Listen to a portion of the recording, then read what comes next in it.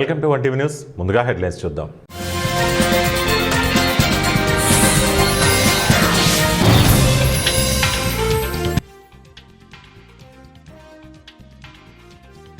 Microsoft సంస్థకు 36 లక్షల కోట్ల నష్టం.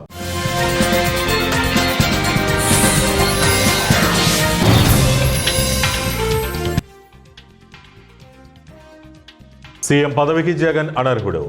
ఏపీసీసీ అధ్యక్షురాలు వైఎస్ షర్మిల.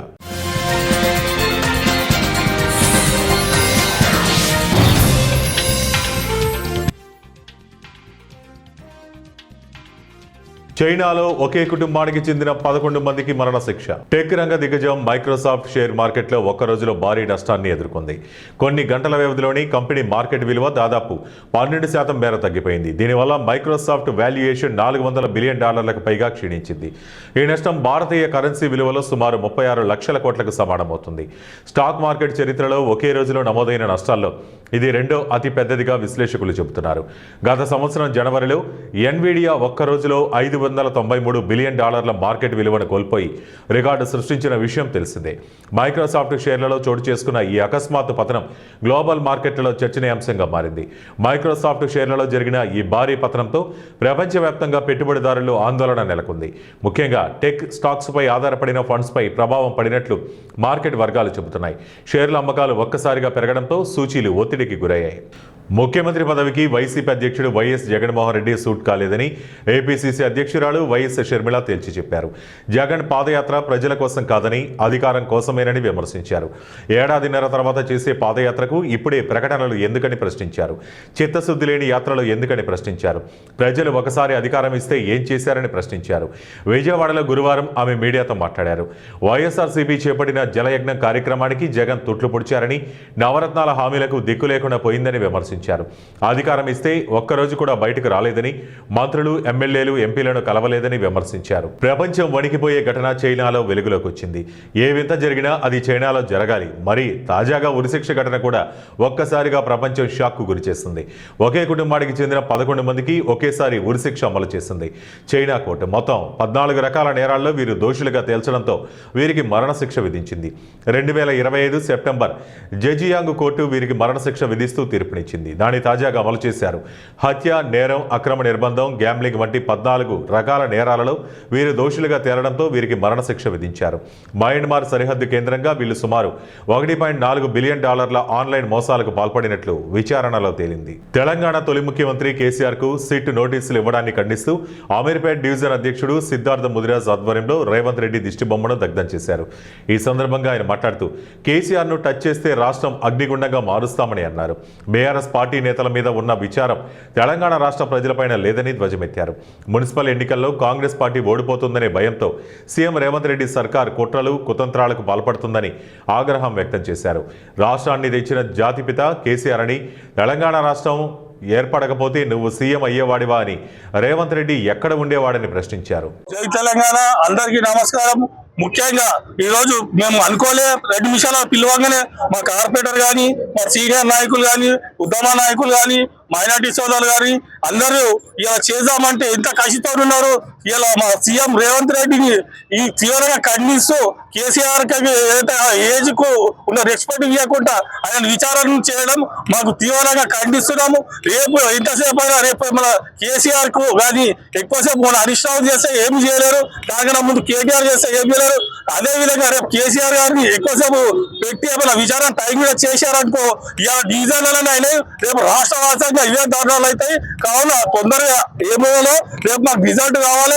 ప్రజల పాలన వ్యక్తి ప్రజల పాలన వ్యక్తికి ఏమన్నా అడుగుతారు. ఒకరోజు తొండలు ఇచ్చి పెడతా అంటారు, ఒక రోజు ఏమో కళ్ళు వీక్తాడు, ఒక రోజు పేగులు ఇచ్చి పెడతా అంటాడు. నువ్వు అయ్యా రేవంత్ రెడ్డి ప్రజాపాలన చేస్తున్నావా, ఎందుకు ఏమైనా పాలన చేస్తున్నావా? ఇవన్నీ కేసులు అక్రమంలో మానుకొని ఇమీడియట్లీ ఏముందో ప్రజలకు న్యాయం చేయాలని చెప్తున్నాం. అదే విధంగా మా బ్రిడ్జ్ ఫ్లైఓవర్వి అది అయితే లేదు, అది తొందరగా మా కార్పొరేటర్ మా ఎమ్మెల్యే ఆధ్వర్యంలో ఇలా భారీ ఎత్తున ధర్నా చేస్తాము. తొందరగా ఇవన్నీ కేసులు మానుకొని యథావిధంగా పరిపాలన చేయాలి. సందర్భంగా తెలియదు. నాగర్ కర్నూలు జిల్లా చారగొండ మండలం తిమ్మాయిపల్లి గ్రామంలో వీధి కుక్కలను సామూహికంగా చంపుతున్నారని చారగొండ పోలీస్ స్టేషన్లో కేసు నమోదైన సంఘటన చోటు చేసుకుంది. తిమ్మాయిపల్లిలో కుక్కలను సామూహికంగా చంపుతున్నారన్న సమాచారంతో stray animal foundation of India ప్రతినిధి మాడ అవత్ ప్రీతి పోలీస్ స్టేషన్లో ఫిర్యాదు చేయగా కేసు నమోదు చేసుకున్న పోలీసులు దర్యాప్తు చేస్తున్నారు. ప్రీతి జంతు క్రూరత్వ నివారణ సహాయకురాలిగా పనిచేస్తున్నారు.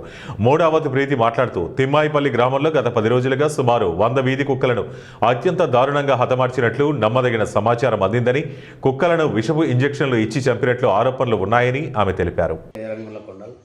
తిమ్మాయిపల్లి సర్పంచ్గా అయినాను కాబట్టి నేను సర్పంచ్ అయిన మొదటి గ్రామసభలో నా గ్రామసభలో గ్రామ ప్రజలు పిచ్చి కుక్కలు విచ్చలవిడిగా తిరుగుతున్నందుకు నా గ్రామం నందు నా ప్రజలు నాకు తెలియజేసినారు.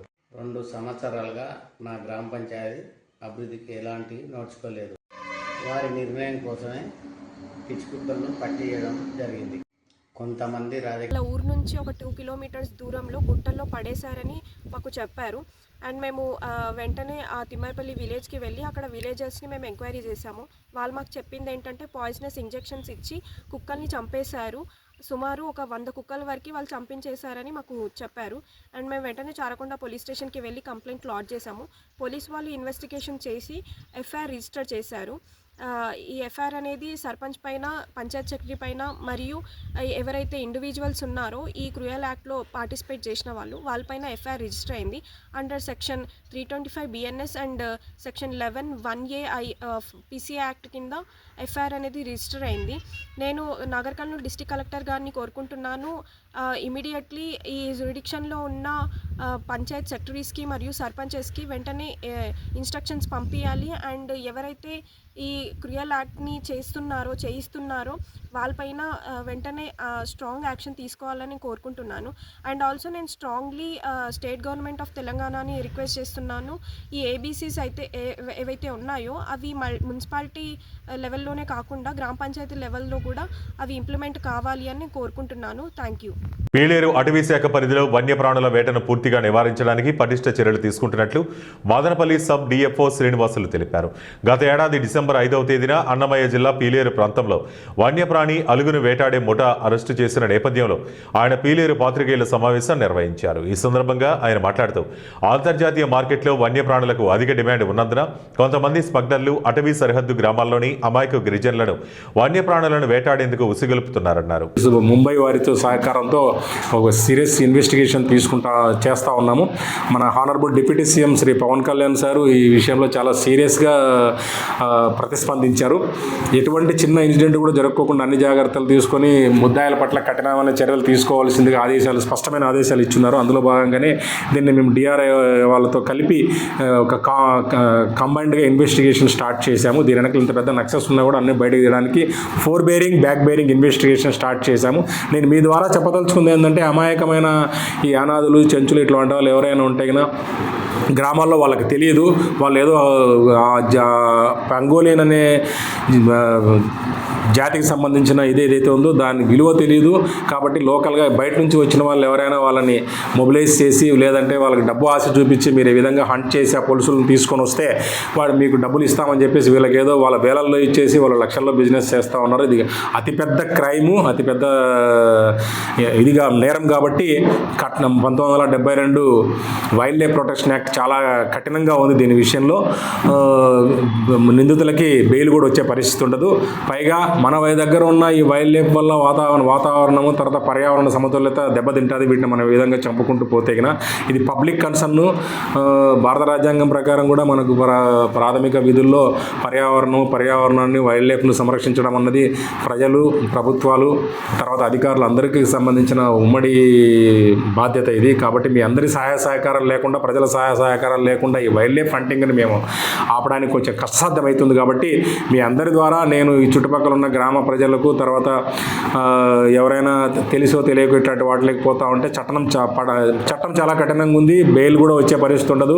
తర్వాత శిక్ష కూడా 7 సంవత్సరాలకు పైన పడే అవకాశం ఉంది. కాబట్టి జాగ్రత్తగా ఉండండి. ఇటువంటి మూమెంట్కి సంబంధించి ఎక్కడైనా ఎవరినైనా అమాయకులైన చెంచులను కానీ, యానాది వాళ్ళని కానీ, ప్రిమిటివ్ ట్రైబ్స్ ఎవరవుతున్నారో వాళ్ళని ఏమైనా మభ్యపెట్టి వాళ్ళకి ఏదైనా డబ్బు ఆశ చూసి ఇటువంటి నేర ప్రవృత్తిలోకి వాళ్ళని దించడము, లేదంటే నేరం చేయమని వాళ్ళని 77వ గణతంత్ర దినోత్సవం సందర్భంగా భారతదేశంలోని ఉత్తమ గ్రామాలను ఎంపిక చేసి ఉత్తమ గ్రామ సర్పంచులుగా అవార్డులు అందుకున్న వారిలో ఒకరు ఏలూరు జిల్లా నూజివీడు నియోజకవర్గం నూజివీడు మండలం రావిచర్ల గ్రామ సర్పంచి కాపా శ్రీనివాసరావు. ఈ సందర్భంగా రావిచర్ల గ్రామ సర్పంచ్ కాపా శ్రీనివాసరావు విలేకరులతో మాట్లాడుతూ 77వ గణతంత్ర దినోత్సవంలో ఉత్తమ గ్రామ సర్పంచ్గా అవార్డు అందుకోవటం తనకు ఎంతో ఆనందంగా ఉందని, భారతదేశంలో టాప్ 10లో ఉన్న రాష్ట్రాల్లో ఆంధ్ర, తెలంగాణ కూడా ఉండటం తనకు ఆనందంగా ఉందన్నారు. రాష్ట్రాలు భారతదేశంలో మొదటి స్థానంలో ఉన్నాయో మొట్టమొదటి స్థానంలో హిమాచల్ ప్రదేశ్, అలాగే మహారాష్ట్ర, మధ్యప్రదేశ్, రాజస్థాన్, గుజరాత్ రాష్ట్రాలు, తర్వాత ఆంధ్రప్రదేశ్, తెలంగాణ రాష్ట్రాలు కూడా ఈ 10 రాష్ట్రాల్లో ఉండటం అనేది తెలుగువాడిగా నాకు చాలా గర్వంగా ఉంది. అట్లాగే మరి ఆంధ్రప్రదేశ్ నుంచి కూడా నాతో పాటు ఒక 9 మంది ఉత్తమ సర్పంచుల్ని కూడా ఆహ్వానించడం, మరి ఆ ఉత్తమ సర్పంచుల్ని అక్కడ జరిగినటువంటి మళ్ళీ ఇండియాలో టాప్ 10 సర్పంచులకి అక్కడ అవార్డులు ఇవ్వడం జరిగింది. దాంట్లో మొట్టమొదటి ఉత్తమ సర్పంచ్గా హిమాచల్ ప్రదేశ్ నుంచి ఒక మహిళా సర్పంచ్ గారికి ఆ రోజు మరి శాల్వాతో సత్కరించి మెమోట్ ఇవ్వడం జరిగింది. రెండో పేరుగా ఆంధ్రప్రదేశ్ నుంచి కాపా శ్రీనివాసరావు అని నన్ను పిలిచి నన్ను సత్కరించి మరి షీల్డ్ ఇవ్వటం జరిగింది. అట్లాగే గణతంత్ర దినం వేడుకల్లో కూడా నన్ను నా భార్యకి విఐపి పాసులు ఇచ్చి మరి ఆ గణతంత్ర వేడుకలు కూడా వీక్షించడానికి మాకు ఒక అవకాశం కల్పించినటువంటి గౌరవ ప్రధానమంత్రి గారికి, గౌరవ పంచాయతీరాజ్ శాఖ వారికి, గౌరవ ముఖ్యమంత్రి నారా చంద్రబాబు నాయుడు గారికి, గౌరవ డిప్యూటీ సీఎం గారు పవన్ కళ్యాణ్ గారికి, మా నూజివీడు నియోజకవర్గ మంత్రివర్యులు కొలుసు పార్థసారథి గారికి, మా పార్లమెంటు సభ్యులు పుట్ట మహేష్ గారికి కూడా, అట్లాగే ఆంధ్రప్రదేశ్ పంచాయతీరాజ్ శాఖ మంత్రులకి, అధికారులకి, నా నూజివీడు మరి మండల అధికారులు, జిల్లా అధికారులకు కూడా నేను పేరు పేరున అభినందనలు తెలియజేస్తా ఉన్నాను. ఈరోజు ఏదైతే ఒక గ్రామ సర్పంచ్గా సుమారు 10 సంవత్సరాల నుంచి గ్రామ అభివృద్ధి ధ్యేయంగా పనిచేసినటువంటి నాకు నేను ఎప్పుడో 2018లోని ఈ అవార్డు వస్తాయని అనుకున్నాను.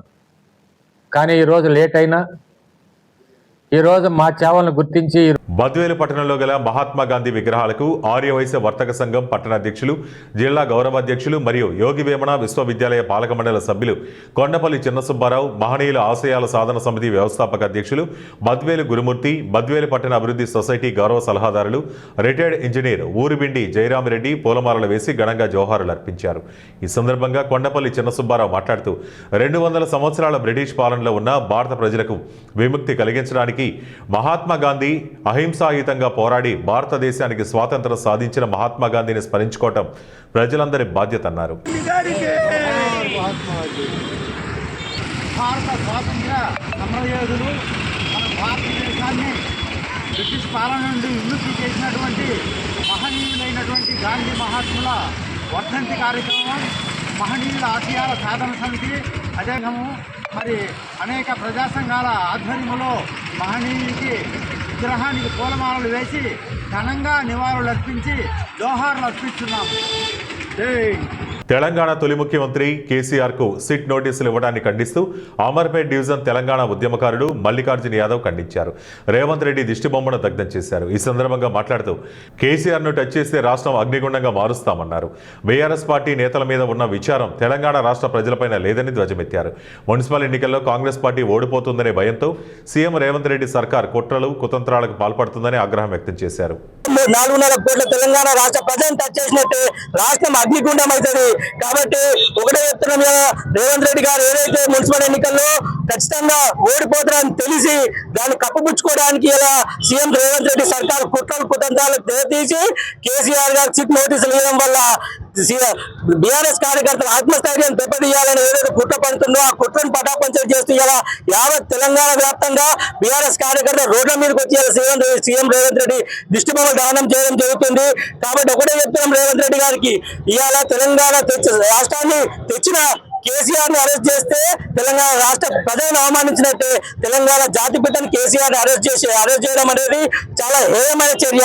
ఒకటే చెప్తున్నాం రేవంత్ రెడ్డి గారికి, అయ్యా రేవంత్ రెడ్డి గారు, ఇవాళ మీరు తెలంగాణ రాష్ట్ర ముఖ్యమంత్రిగా ప్రమాణ స్వీకారం చేసేదంటే అది కేసీఆర్ పుణ్యమే.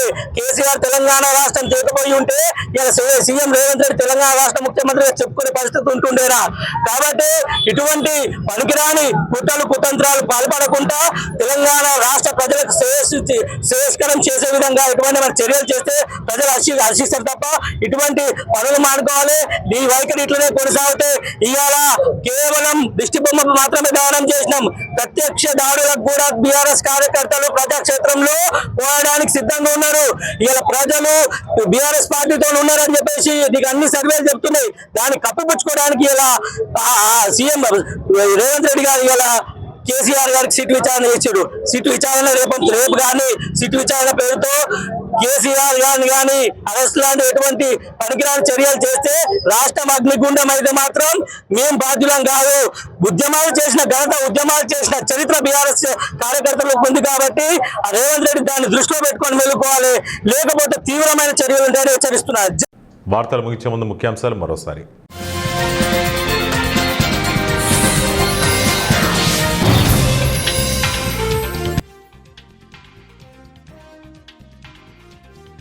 మైక్రోసాఫ్ట్ సంస్థకు 36 లక్షల కోట్ల నష్టం.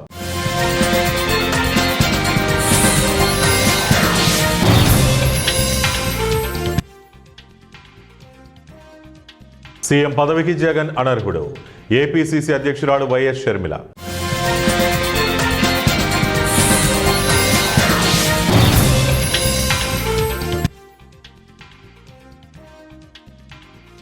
చైనాలో ఒకే కుటుంబానికి చెందిన 11 మందికి మరణశిక్ష. ఇవి ఇప్పటి వరకు బులెటిన్ అప్డేట్స్. మరిన్ని అప్డేట్స్ కోసం చూస్తూనే ఉండండి 1 టీవీ న్యూస్.